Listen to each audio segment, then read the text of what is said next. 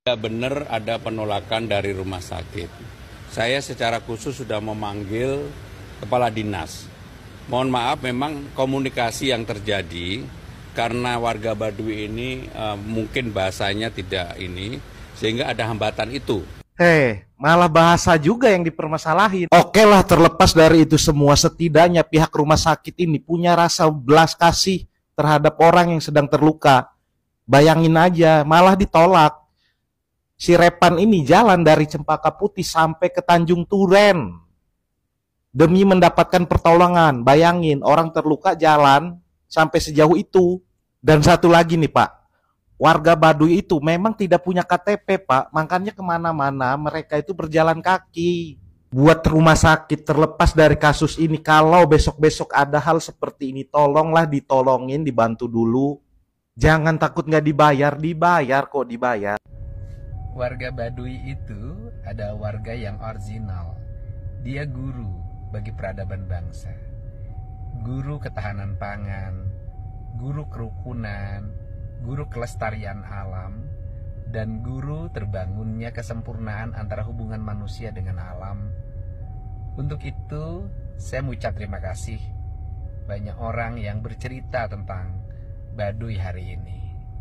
Namun ada pesan yang saya berikan, agar narasi-narasi yang disampaikan pada publik adalah narasi yang isinya tentang kearifan warga Baduy yang harus menjadi contoh kita semua.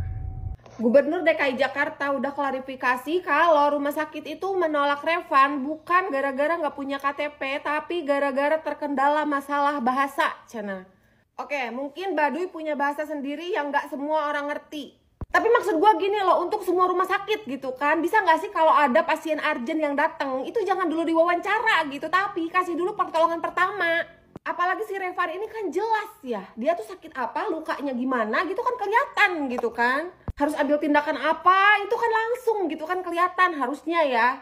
Masalah misalnya identitasnya itu siapa, atau misalkan kronologinya gimana, bisa nggak sih menyusul aja gitu. Karena nggak semua pasien urgent itu pasti datang diantar sama keluarganya. Menurut gue pribadi gitu ya, kalau misalkan ada rumah sakit yang menolak pasien urgent hanya karena kendala identitas, biaya, atau misalkan kendala bahasa, menurut gue kurang make sense aja gitu. Terkecuali kalau ditolaknya itu gara-gara alat kurang memadai, nah itu baru gue bisa ngerti. Inilah klarifikasi Pak Pramono soal warga Baduy yang ditolak oleh Rumah Sakit Jakarta. Tidak benar ada penolakan dari rumah sakit. Saya secara khusus sudah memanggil kepala dinas. Mohon maaf, memang komunikasi yang terjadi karena warga Baduy ini mungkin bahasanya tidak ini. Jadi seperti itu ya penjelasannya, bukan ditolak, tapi tidak dilayani ya. Kira-kira apa bedanya ya, ditolak sama tidak dilayani? Kalau soal bahasa, bisa jadi karena pihak rumah sakit tidak paham akan bahasanya ya. Tapi masa sih tidak bisa lihat, tidak bisa memahami kalau yang datang itu sedang luka-luka, butuh penanganan, butuh dirawat. Mang, ada berita yang lagi heboh, Mang. Udah dengar belum? Berita apa, Mang Iwan? Ada seorang remaja suku Baduy, penjual madu, jadi korban begal. Tangannya terluka, tapi pas ke rumah sakit ditolak sama rumah sakit gara-gara katanya nggak punya KTP. Oh, aduh, kasihan amat.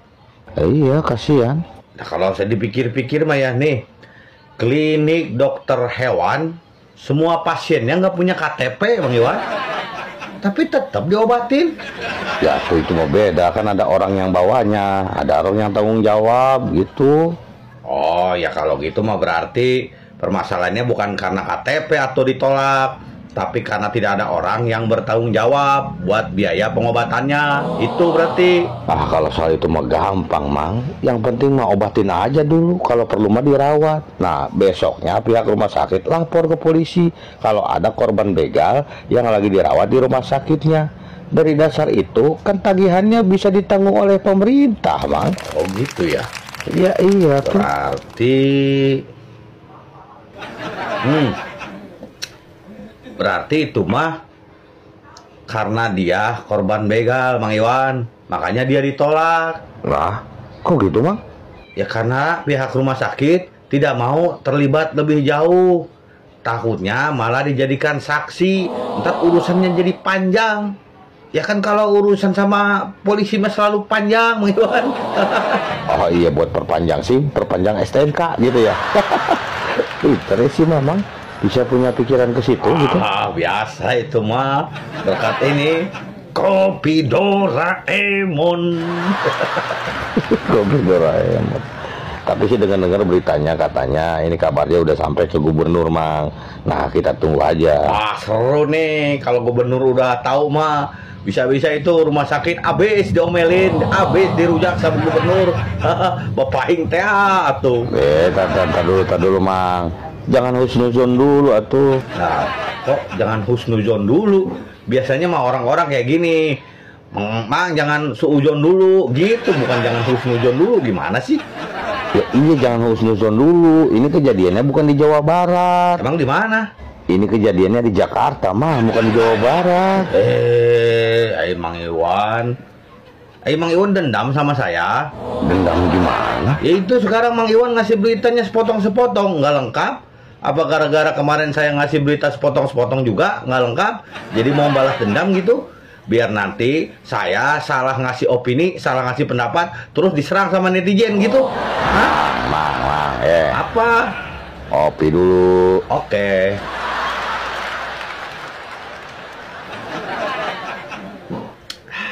Nah, sekarang baru kita lanjut. Nah, sekarang berita lengkapnya gimana? Lengkapnya nih. Sok, coba. Dibegal sampai kena luka sayatan saat jualan madu keliling, minta pertolongan ke RS tapi ditolak. Itu dialami Repan, warga Baduy Dalam pada 26 Oktober 2025. Kejadiannya di kawasan Cempaka Putih, Jakpus, sekitar jam 3 dini hari. Repan yang jalan kaki seorang diri dijamret 4 orang bersajam. Akibatnya lengan kirinya kena sabetan sajam, pipinya juga sedikit luka. Uang 3 juta rupiah milik Repan, HP pinjaman, dan 10 botol madu dagangannya dirampas. Repan ngaku langsung ke RS terdekat buat minta pertolongan, tapi ditolak karena tak punya KTP. Lalu dia jalan kaki selama 5 jam ke daerah Tanjung Duren buat cari kenalannya. Setelah ketemu, Repan langsung dibantu untuk dapat pertolongan segera. Lengannya yang luka harus mendapat 10 jahit. Oh, itu di daerah Cempaka Putih. Iya, di situ. Tadi Mang Iwan kan bilang katanya gubernurnya udah tahu. Iya, gubernur udah tahu.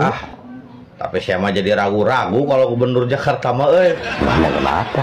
Iya, kadang-kadang klarifikasinya itu suka di luar perkiraan BMKG, Mang Iwan. Gimana maksudnya? Ini mah aki-aki penjaga parkir di Indomaret juga nggak bisa nebak. Sudah ada klarifikasi dari gubernur. Oh, ada, coba. Kayak gimana klarifikasinya? Tidak benar ada penolakan dari rumah sakit. Saya secara khusus sudah memanggil kepala dinas. Mohon maaf, memang komunikasi yang terjadi karena warga Baduy ini mungkin bahasanya tidak ini, sehingga ada hambatan itu. Oh, itu dia bilang kendalanya masalah bahasa, Mang Iwan? Ya dia sih bilangnya begitu, Mang. Gimana nggak masuk akal buat saya mah? Kan orang Baduy bahasanya bahasa Sunda. Sunda itu adalah suku kedua terbesar di Indonesia. Masa di rumah sakit itu nggak ada yang ngerti bahasa Sunda? Bagaimana? Nah itu, tapi ini ada video yang lebih mencengangkan, Mang. Coba video apa ini? Alhamdulillah guys, saya sudah ketemu sama adik, siapa namanya? Adik Repan, suku Baduy yang di daerah Cempaka Putih. Nih, yang megangnya tuh. Kemarin sempat ditolak ke rumah sakit ya karena nggak punya KTP ya? Iya. Ya tapi akhirnya ada juga yang bantu, yang nolongin ya? Ada, saya datang ke sini ada yang nolongin gitu ya. Teman, sekarang udah sama Repan. Alhamdulillah sekarang Repan tadi udah ditanganin ulang ya Pan ya. Udah ganti perban dan sekarang kondisinya gimana Pan? Kondisinya sekarang nggak sakit sih. Inilah mirisnya guys pelayanan rumah sakit di Indonesia itu. Administrasi nomor 1, nyawa nomor sekian. Warga Baduy dibegal saat jual madu Jakarta, ditolak rumah sakit karena tak punya KTP. Kalau kalian lihat ikat rambutnya itu ya, yang di kepalanya itu adalah warna putih, berarti dia itu dari suku Baduy Dalam, yang mana mereka tuh jauh dari teknologi, mereka mencintai alam sebegitu sayangnya, nggak bisa pakai sendal, terus pakai baju yang berjahit segala macam. Dan suku Baduy itu rutin tiap tahun memberikan hasil bumi kepada pemerintah daerahnya. Jadi mereka itu kayak gratis lah sebagai bentuk rasa syukur. Itu salah satu kontribusi kepada daerah juga, mereka menyelestarikan alam. Kalian baca ini beritanya guys, miris banget. Seorang warga Baduy bernama Repan berusia 16 tahun terluka akibat dibegal saat berjualan madu di Rawasari. Nah, Repan kan jalan kaki, biasa warga Baduy keliling terus jalan. Tiba-tiba datang 2 orang pakai motor, menodong senjata, ditangkis kena tangannya, harus dijahit sekitar 10 jahitan. Ujar Kepala Desa Kanekes Oom. Nih, dia ke rumah sakit sendiri tetapi ditolak, kan warga Baduy dalam tidak punya KTP, imbuhnya. Selain mengalami luka, Repan juga kehilangan uang tunai sekitar 3 juta, 10 botol madu dan 1 ponsel pinjaman milik temannya. Ya astaga, kejam banget ya hidup di Indonesia kayak gini.